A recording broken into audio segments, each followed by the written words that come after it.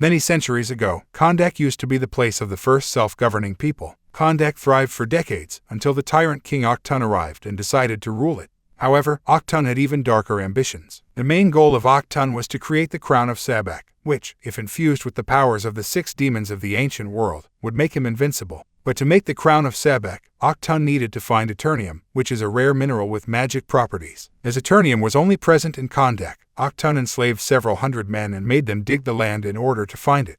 When one old man finally finds the Eternium, a young and innocent boy takes him to one of Aktun's men. Instead of rewarding the old man, as Aktun said he would, the old man is put down by Aktun's man. The young boy gets furious over how the innocent people of Kondak are being treated. Before he can do something unwise, the young boy's father arrives and takes him away from Aktun's men. The young boy tells his father that Kondak needs a hero who will overthrow King Aktun. The young boy's father tells him that can't happen, as heroes can also be defeated, and the graveyard is full of superheroes. The distressed young boy asks why somebody won't just step up and free the people of Kondak. Out of rage, he steals the Eternium from Aktun's men and runs away. This heroic act fuels the people of Kondak with a hope of freedom. However, the young boy is brought to Aktun, who orders his execution. The entire city comes together, and everyone tries to stop him. Before he is eliminated, the young boy is miraculously teleported to the Council of Wizards. The magical guardians of the earth decide to choose the young boy as a champion, and they empower the boy with the gifts of the ancient gods. When the magical guardians utter the word Shazam, the young boy is transformed into a strong-looking adult with different superpowers. The young child begins to experience something powerful and becomes hopeful that his city will now be liberated of any crime and oppression. Later on, the young boy, now turned into a champion, gets into a battle with Aktun and overthrows his kingdom.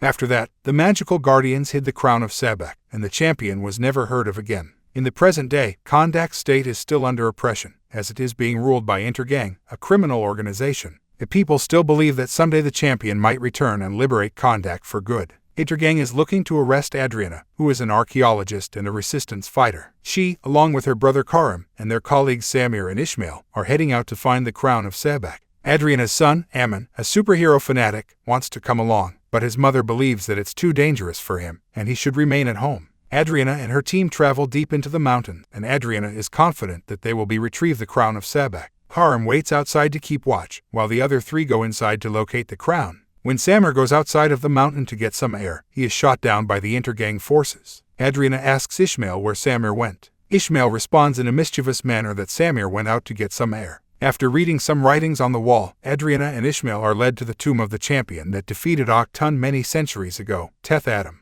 The writings on the champion's tomb clearly instruct not to utter his name and wake him from his sleep. Adriana finally finds the crown of Sabak, but just when she is about to leave, the Intergang forces arrive with Karim at gunpoint and ask Adriana to hand over the crown to them. Before they can shoot Karim for good, Adriana hands over the crown to Intergang. She, however, tricks the Intergang forces by uttering the word Shazam on Adam's grave. This propels Adam to come out of his sleep. Everyone is astounded to see him and is afraid of what he can do. When an Intergang armed official goes to check on him, Adam immediately terminates him. The Intergang forces open fire on Adam, but they are no match for his ultimate strength. Ishmael goes after the crown that Intergang took, but learns that Adriana tricked them again and took back the crown. Adam goes berserk and starts to beat up the Intergang officials badly. In this destructive process, Ishmael gets buried under a pile of gigantic rocks. When more Intergang troops are brought in, Adam fights them and defeats them like they are absolutely nothing. However, one remaining member of the Intergang shoots an Eternium-powered missile at Adam. Adam shoots down the man with his lightning power, but also passes out, as the Eternium missile affects him.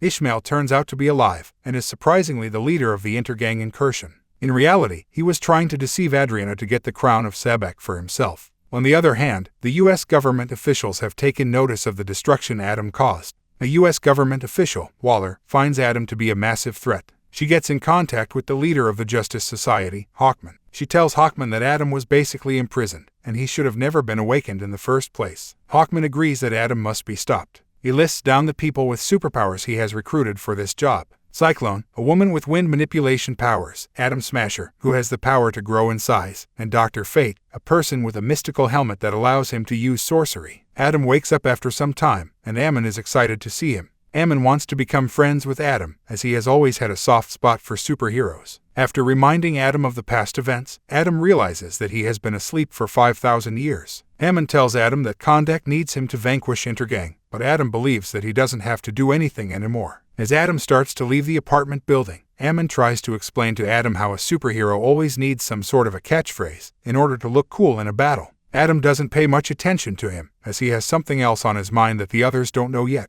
Adam goes out to see a giant statue of him that was made many years ago. Upon looking at the statue, Adam begins to think of his past, and by the expression on his face, he feels depressed, as if he was never really a champion and the savior of Kondak. The Justice Society has planned to make Adam utter the word Shazam, so that he can get back to his original self. Ammon goes right after Adam, but not before messing with a few Intergang officials on the road. Those officials later get a hold of Ammon, but before they can punish Ammon, Adam arrives and almost beats those officials to the ground. It begins to appear as if Adam now has some feelings towards Ammon. Adam has been showing no remorse to any Intergang armed personnel, but before he can do anything drastic, the Justice Society arrives. Hawkman puts on his special suit and comes face to face with Adam for the very first time. Hawkman informs the people of Kondak that they have arrived to restore peace in the city. Adam doesn't believe that, and gets into a fight with Hawkman and Fate. Despite giving their complete effort, Hawkman and Fate are no match for Adam's unlimited powers. Hawkman calls out Cyclone and Smasher, and despite their best efforts, they, too, are unable to put down Adam. After the fight, Fate bumps into Adriana and gets a vision that Adriana has the crown of Sabak. Fate asks Adriana if she really has the crown, to which she lies that she doesn't. Hawkman tells Fate that they have to focus on Adam more, but Fate says that the crown is equally important, and it has to be taken away from humanity as soon as possible. Upon being told that Adam is not there to protect Kondak, and he was put to rest because his rage almost destroyed Kondak all those years ago, Adriana says that she doesn't believe any of it. She further adds that if the Justice Society actually wanted to help Kondak, they would have defeated Intergang many years ago. Hawkman starts to question the integrity of Kondak's history, to the point where he thinks that the people of the city aren't aware of the real truth. He politely asks Adriana to let them talk with Adam, so that they can sort things out in a peaceful manner. Adriana meets Adam, and tells him everything the Justice Society has told her. Adam was indeed deemed unworthy by the Council of Wizards, when he brutally destroyed Octun and almost brought Kondak down. Adam responds that he never claimed to be a hero of any sort, and if the Justice Society wants to talk to him with peace, then they can. Meanwhile, Ishmael pays a visit to Adriana's house and holds Karim and Ammon at gunpoint, demanding the crown. Ammon is able to escape his home with the crown, but Karim isn't that lucky, as Ishmael shoots him. Before the Justice Society can talk properly with Adam, Adriana receives a call from Ammon, who tells her that Ishmael is alive, and Intergang is after him and the crown. Adriana pleads with Adam to save Ammon from Intergang. Adam wastes no time in reaching Adriana's apartment. When Ishmael catches Ammon and finds out that he doesn't have the crown, he abducts Ammon as a way of forcing the crown out of Adriana. Ishmael leaves silently with Ammon. Adam and the rest of the Justice Society start fighting the Intergang forces on the hovering bikes, thinking they have kidnapped Ammon. Fate arrives and sees Karim in a poor state. Thinking he is about to pass away, Fate assures him that Karim won't lose his life, as Fate has seen his future. After finding out that Ammon is not with the Intergang officials, Adam decides to finish them off. Hawkman tells Adam that they could use those men to interrogate them about the whereabouts of Ishmael and Ammon. Adam interrogates Intergang's officials in his own way and learns that Ishmael is at Intergang's mine in the desert. Hawkman has had enough of Adam's continuous and casual murders and gets into another fight with Adam at Adriana's already destroyed home. As they fight their way into Ammon's room, they find the crown of Sabak hidden in Ammon's closet.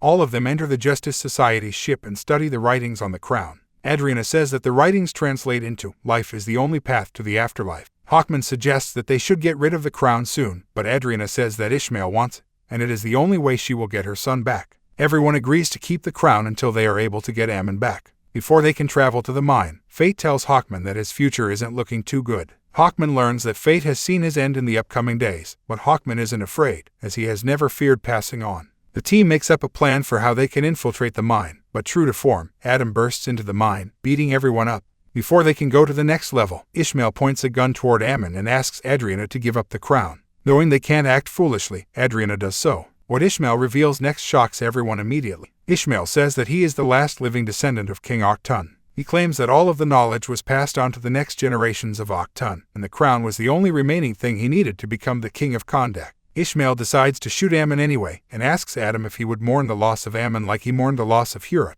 Everyone gets confused over Hurat's identity, but Adam takes Ishmael's words personally and becomes even more aggressive, to the point where he wants to murder him. Before he gets the chance, Ishmael recites the writing on the crown, but in an opposite manner the afterlife is the only path to life. Adam comes in between them and saves Ammon, but his extreme rage causes the mine to blow up.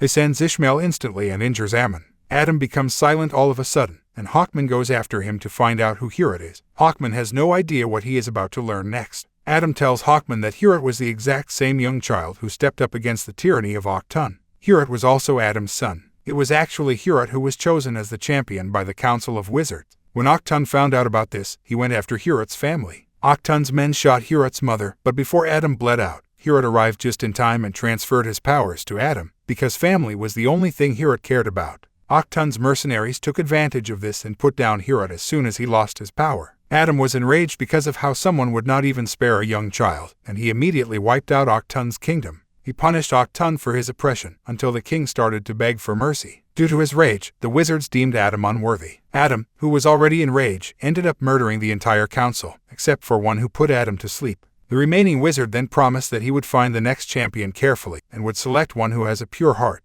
Adam declares that he never intended to be champion, and was never really the champion anyway, as that title belongs to his beloved son. Adam promises Hawkman that he will give up his powers, but Hawkman must ensure that he never utters the word Shazam again. Hawkman swears, and Adam comes back to his normal self. The Justice Society takes Adam to a facility that is deep into the ocean. Adam is put in a unit that will render him unable to come out of it. The facility also has taken the responsibility for the corpse of Ishmael. As the Justice Society travels back, Fate learns that his vision hasn't changed, and Hawkman still loses his life in the future. Ammon has recovered from his injuries, and is upset over the fact that he will never be seeing Adam again. To lift up his spirit, Ammon is given a cape by Smasher and Cyclone. Adriana tries to figure out why Ishmael uttered the writings of the crown in an opposite manner. What Adriana figures out next horrifies the rest of the Justice Society. Adriana says that he knew Adam would end him, and he wanted him to do it, as Adam's powers were strong enough to send Ishmael to the Rock of Finality, where the souls of the damned are sent. The demons in the Rock of Finality select Ishmael as their version of the champion, and they give him their demonic powers. The crown of Sebek is teleported to Ishmael, who rises as Sebek in a demonic form. In this form, he plans to take his throne at Kondak. He takes Kondak by summoning the legions of hell. The Justice Society arrives, and they try to fight Ishmael, but they are unable to keep up with him. Fate, having seen the future, blocks the way of Hawkman, Smasher, and Cyclone. He informs Hawkman that he has seen only one future where Hawkman lives, and Fate is helping in achieving that. Hawkman instantly realizes that it would be coming at the expense of Fate's life, and he tries to stop Fate in any way he can. Fate, who spent most of his life looking into the future, tells Hawkman that for the very first time, he isn't able to see the future, and it is beautiful for him. Fate now uses his powers to get into contact with the sleeping Adam. He requests Adam to find his way back into Kondak and fight the battle his son was meant to fight all those years ago. He tells Adam that he may not be a hero, but he could be Kondak's savior at this moment. Ishmael puts an end to Fate's life for good. Adam is propelled to wake up, and he fights his way out of the facility. Adam gets a vision of him reuniting with his beloved family. The vision shows Adam how they don't need any powers or magic to stay together and share a wonderful moment. Heorot looks up to his father and tells him that Kondak really needs him. He asks his father to say the word Shazam. Adam, not wanting to let his son down, takes his powers back and heads back to Kondak. Meanwhile, Ammon tries to rekindle the spirit of the people of Kondak and makes them fight the legions of hell. Ishmael destroys the statue of Heorot, but before it could fall on Ammon, Adam arrives to save his life once again. Adam joins hands with the rest of the Justice Society and fights to bring an end to Ishmael. Hawkman even uses Fate's mystical helmet to trick and beat down Ishmael. Ishmael begins to crumble, and Adam uses his strength to take the crown from Ishmael's head and defeat him for good. Hawkman fixes his relationship with Adam, and believes that Adam should stay there as the rightful champion of Kondak and protect his people. After they leave, Adam believes that Teth Adam has become outdated, and he should use another name. This is where he realizes that he is in fact Black Adam, and the rightful savior of Kondak. He takes his place on the throne as the rightful protector of Kondak, and a force to be reckoned with.